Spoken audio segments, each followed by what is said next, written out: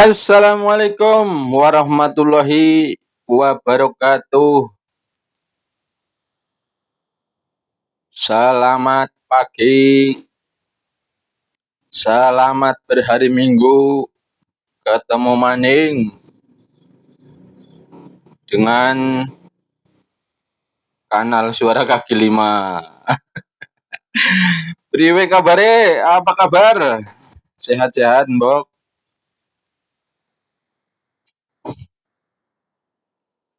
Oke, pada video kali ini saya akan membuat video sebenarnya ini udah berlalu lama ya, tentang ada perselisihan antara Jatma dan Jatman gitu. Jadi Jatman itu kan organisasi perkumpulan Torekoh Nahdlatul Ulama gitu kan, yang dahulunya diketuai oleh Habib Lutfi. Hanya saja di kemudian hari Habib Lutfi ini terindikasi beliau melakukan pelanggaran-pelanggaran etika, kode etik mungkin atau apa sih ya gitu, terindikasi gitu. Kemudian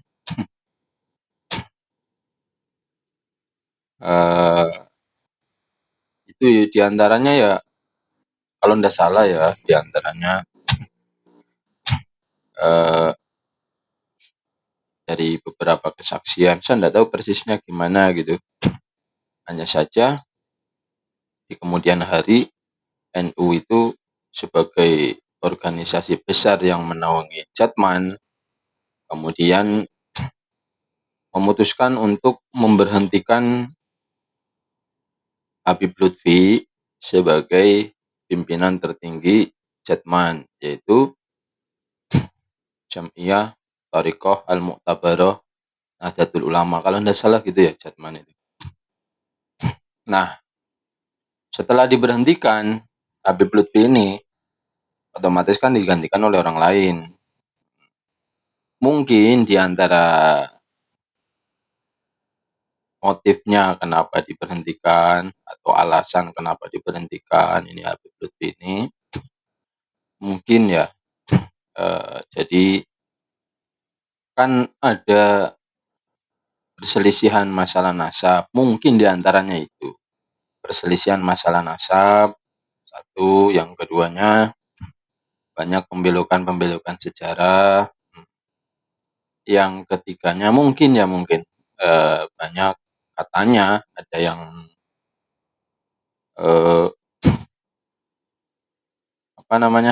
ada yang kesaksiannya mungkin yang jadi pertimbangan itu, ada beberapa kesaksian dari yang dulunya katanya orang-orang dekatnya Habib Lutfi, katanya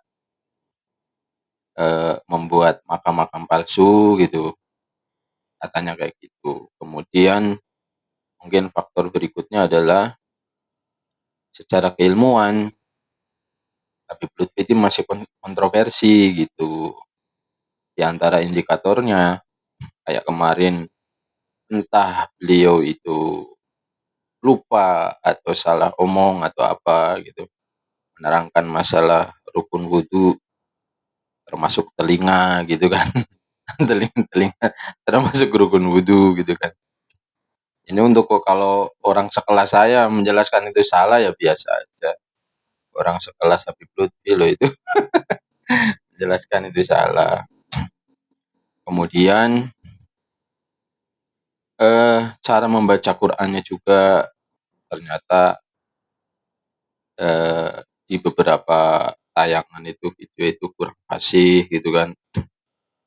Ini menjadi indikator bahwa beliau itu secara keilmuan mungkin kurang mumpuni gitu.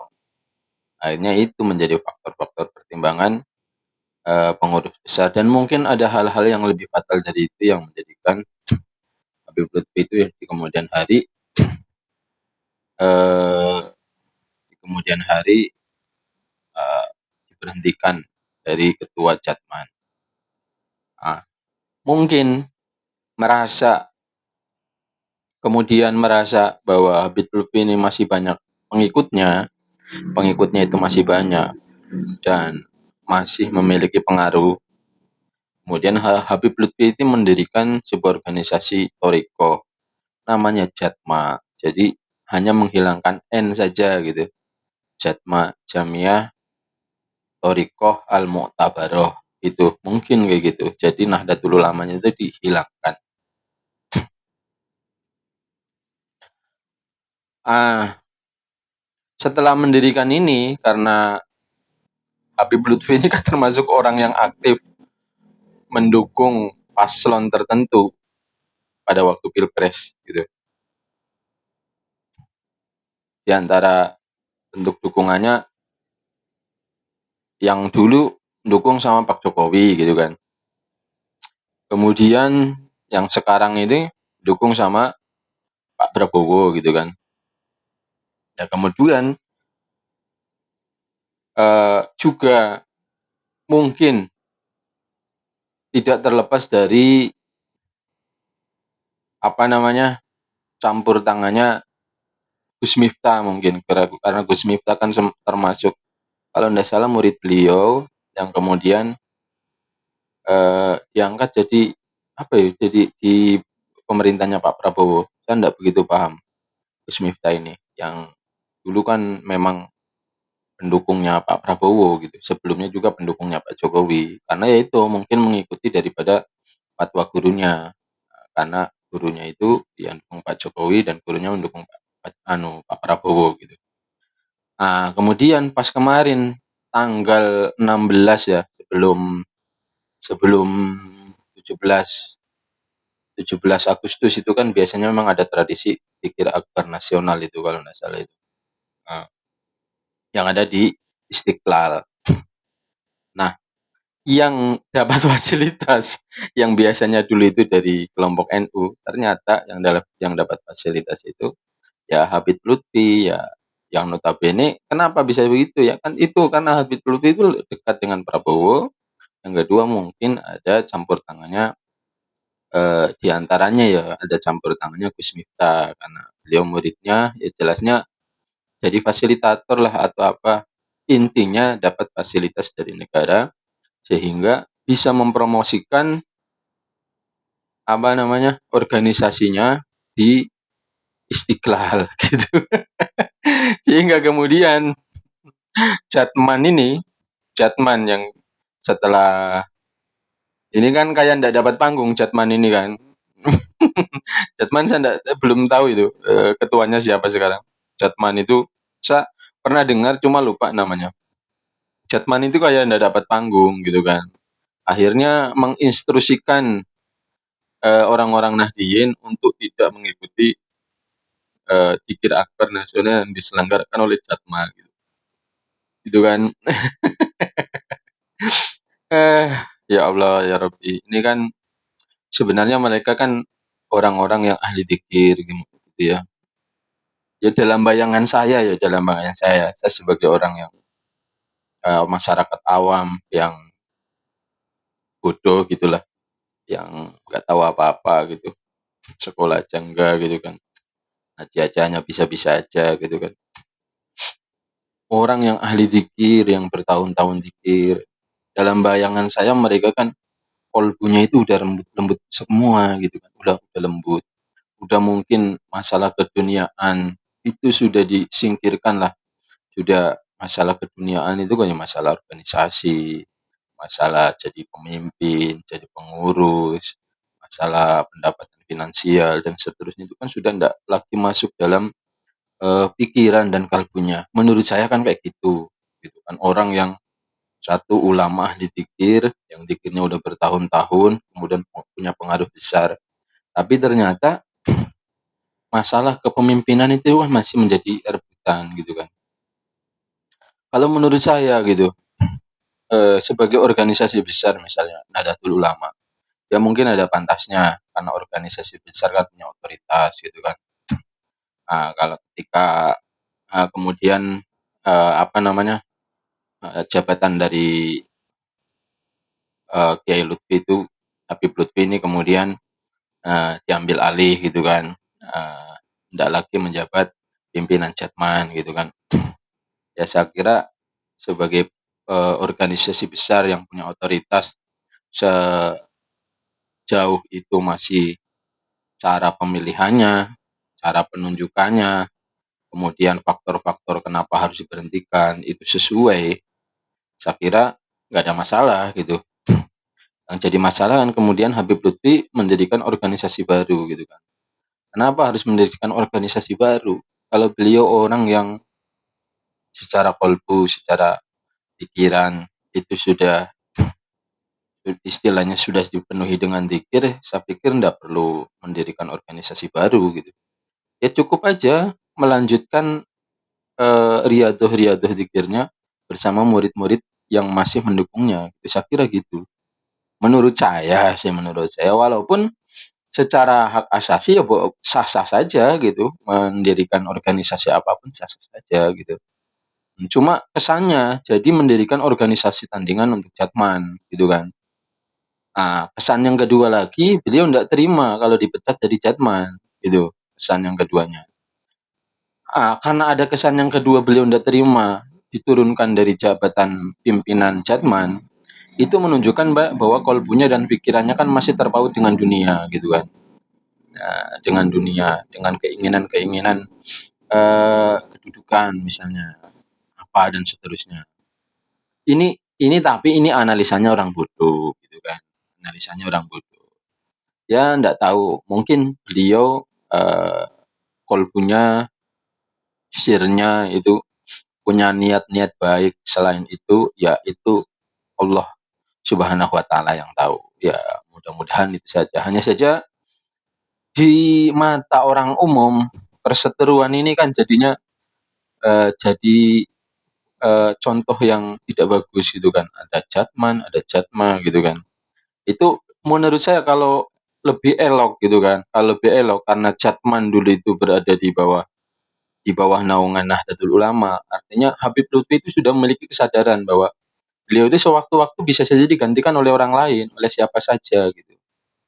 Nah, sesuai ya kebijakan otoritasnya siapa gitu kan, PBNU-nya siapa atau yang menaungi siapa kan seharusnya harus menyadari itu, gitu. Ketika jadi kalau punya kesadaran seperti itu, ya meskipun seandainya diturunkan ndak jadi pengurus apa-apa kan sudah, selesai aja kan gitu. Ya jadi gitu ya teman-teman. Jadi di mana-mana organisasi itu biasanya seperti itu, pasti akan terjadi konflik. Ya kepentingannya ya biasanya itu, kepentingannya ketika, ndak terima disingkirkan, kemudian terjadilah konflik, kemudian, nanti karena pengikutnya itu masih besar, sama-sama besarnya, sama-sama banyaknya, nanti yang merasa disingkirkan itu biasanya akan membentuk organisasi baru, biasanya kayak gitu. Ya sama banyak, eee, contohnya kan di antaranya itulah Jatman dengan Jatma, kemudian ada organisasi lain, misalnya kayak Jamaah Tabligh gitu. Jamaah Tabligh kan terpecah, ada SA kalau di Indonesia kan yang saya tahu ya, ada SA Syuro Alam, kelompok Syuro Alam dengan, MS, kelompoknya Maulana Sa'ad gitu kan. Terpecah juga, karena kurang lebihnya ya sama saja. Nah, faktor kenapa bisa terpecah, jadi ada perbedaan, ada ikhtilaf di tubuh pimpinan atasnya itu, ada ikhtilaf, kemudian ndak ada jalan keluarnya, masing-masing ngotot dengan pendapatnya, yang mungkin di antara mereka ada punya kepentingan tertentu, ada salah satu di antara mereka punya kepentingan tertentu, ndak mau mungkin, apa namanya, kedudukannya itu tersisihkan atau apa, sehingga ya udah pecah aja gitu. Tapi kan sebenarnya perpecahan apa namanya, perpecahan ini sebenarnya bukan perpecahan sih, apa yang lebih bagus itu apa ya namanya, eee, membuat sebuah organisasi sebenarnya sah-sah saja, nggak masalah kan. Yang jadi masalah kan kemudian menjadi perseteruan-perseteruan yang nggak penting gitu, yang kemudian umat itu memandangnya jadi kebingungan, umat orang banyak itu mau ikut siapa, ini yang benar siapa kan. Ya masalahnya sama-sama ulama. Tapi itu menurut saya hal yang biasa saja gitu kan. Kan banyak lagi.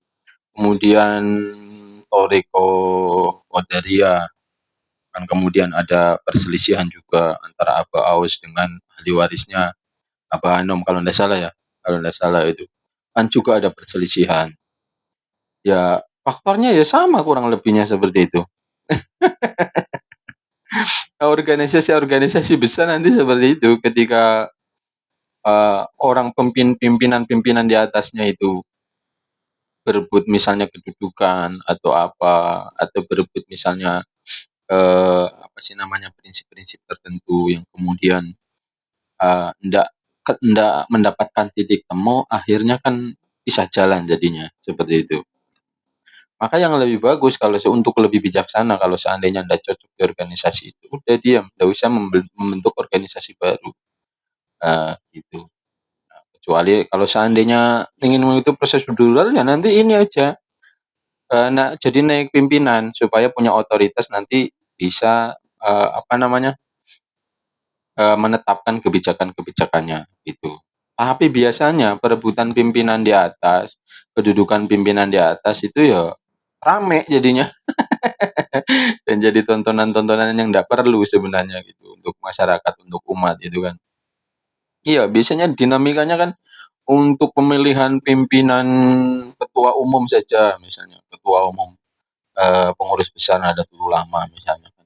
Itu kan rame juga biasanya itu sama aja dengan organisasi-organisasi yang sifatnya nasional gitu, yang bukan bersifat keagamaan gitu kan. Sama aja rame lah gitu. Dari daerah-daerah berseteru bahkan kadang ya apa namanya, saling membalas argumen itu di media sosial itu kan biasa ya. Iya, bahkan dulu di sini itu kan yang jamaah ya saya cerita yang jamaah tabligh itu kan ketika terjadi perpecahan itu kan masing-masing orang pendukungnya kan menganggap dirinya menganggap kelompoknya itu yang paling benar sesuai argumennya. Akhirnya apa? Karena ndak ada yang mau ngalah, kadang-kadang ya padu. Padu itu apa sih ya? Bertengkar. Kadang-kadang bertengkar sampai teriak-teriak apa semua, ancam-ancaman mau ditempeleng lah, mau dipukul apa. Biasanya kayak gitu. Hmm. Padahal kalau semua menyadari, udah sama-sama aja. Kalau kamu ndak cocok misalnya ingin mendirikan organisasi sendiri ya monggo. Tapi dalam rangka, dalam hal perjuangan untuk istilahnya mencerdaskan umat, untuk mencerahkan umat, udah kita sama-sama aja. Apa susahnya gitu. Gitu. Menurut saya sih kayak gitu kalau bisa kayak gitu. Aduh, aduh. Jadi oke, sampai di sini saja ya. Tapi ini pandangannya ini ya, pandangannya orang bodoh. Jadi yang mungkin jauh dari kebenaran. Ya saya mohon maaf kalau ada salah-salah kata itu. Karena ini hanya pandangannya orang kecil saja, orang nggak tahu apa-apa gitu kan. Yang kemudian pikirannya gundah gulana melihat para apa namanya, para ulama-ulama kok berseteru gitu kan. Kita yang di bawah umat-umat yang kecil ini jadi bingung gitu. Oke, teman-teman semua, sampai di sini saja. Semoga saja semua perbedaan-perbedaan pendapat yang terjadi di antara umat itu menambah kekayaan berpikir sebenarnya untuk bangsa ini. Semuanya untuk bangsa ini. Dan semoga negeri ini tetap menjadi negeri yang aman, makmur, damai, sentosa.